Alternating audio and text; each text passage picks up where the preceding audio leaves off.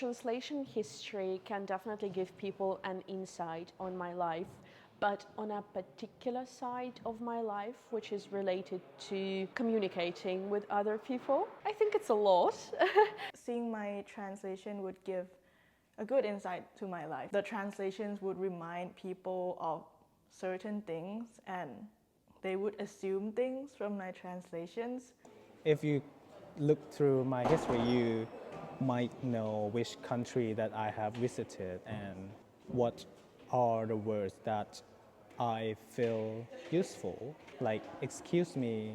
I wouldn't say it would describe my whole personality and who I am as a person, because I am more than just my search history.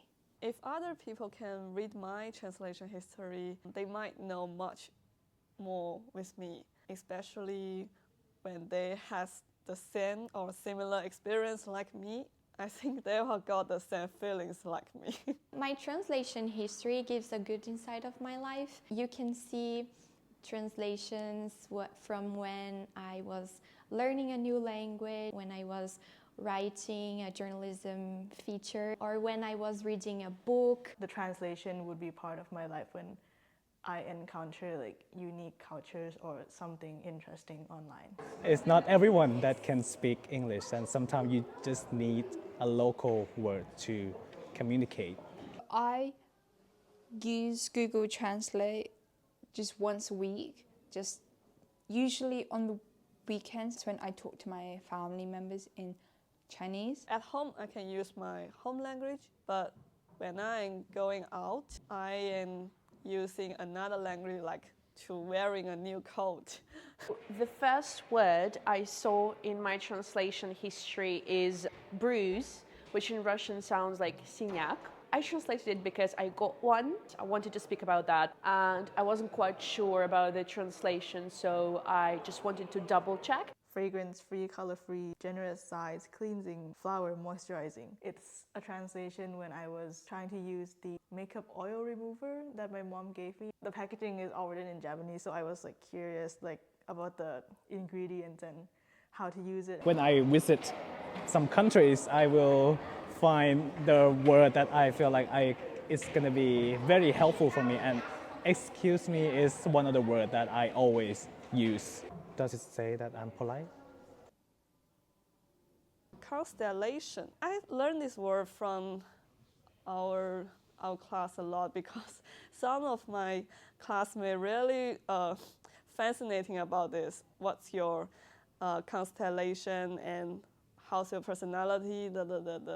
Back in December, I translated from Portuguese Guaraná e Caju, which in English means Guaraná and cashew. I was writing about this girl's project.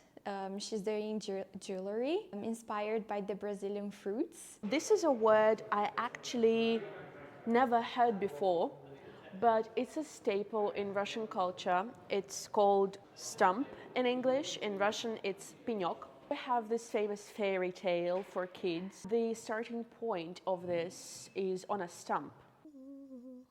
Unless the grain has been moved, it remains alone, but if it is dead, it brings forth much fruit.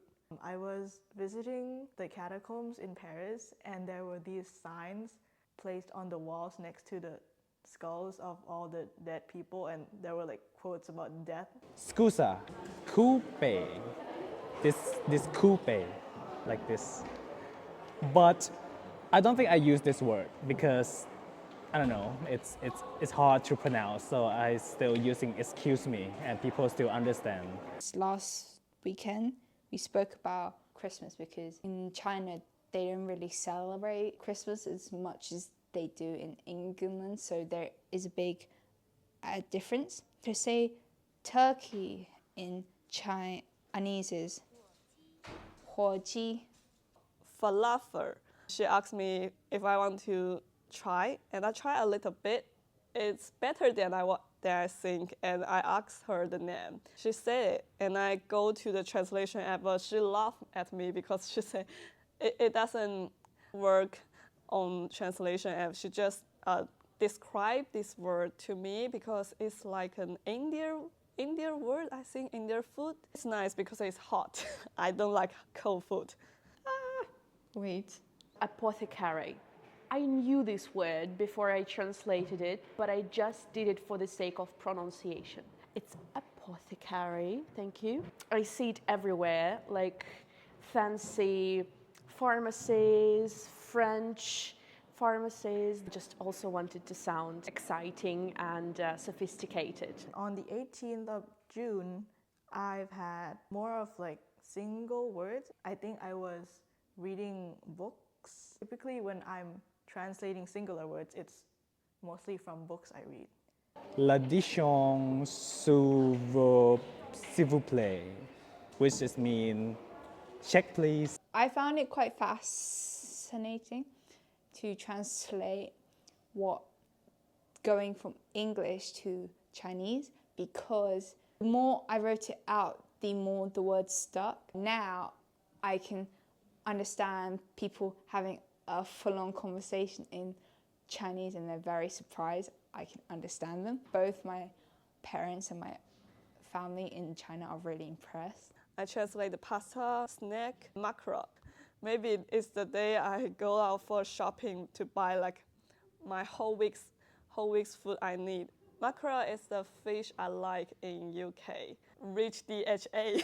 At the beginning of the course, when we were all getting to know each other, we created this group chat on WhatsApp, and everyone was like writing so fast, and I didn't know when one of the girls wrote resting aloof face.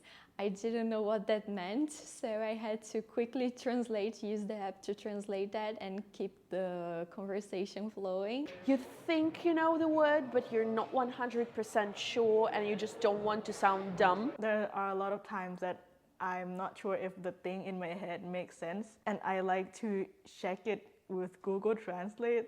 If it translates and it still makes sense in another language, then I have more trust in myself that okay, the thing that I'm about to say, it will make sense to another person.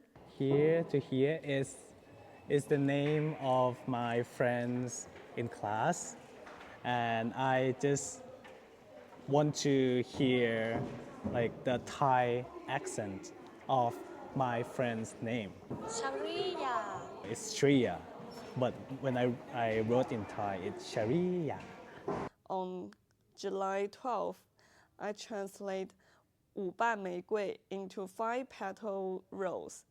It's the name of the song that my favorite singer. I share it on Instagram that day and also use these English words. Exposing my translation history to other people, I definitely feel exposed. Not in a bad way.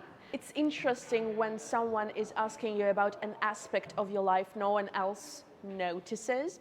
Now, sharing my translation history, I feel I have went back down a short memory lane, I guess, like of this year. It's fun to kind of recap the things that has happened so far. What do I feel? I feel good, but it's okay, I guess. I'm always conscious of what people would think, particularly being a mixed race child. There's a lot of expectations. I think in some ways it's a good relief. Some people are very understanding. Others aren't so much because they expect you to know all these words. I feel a little amazing. I also so surprised that I can remember so much things I have done before. Like this word connect each other with my memory. Sharing my translation history is kind of fun. I never expected to do that. It's kind of nice to see all these like random words and remember where I was at the time, what I was doing.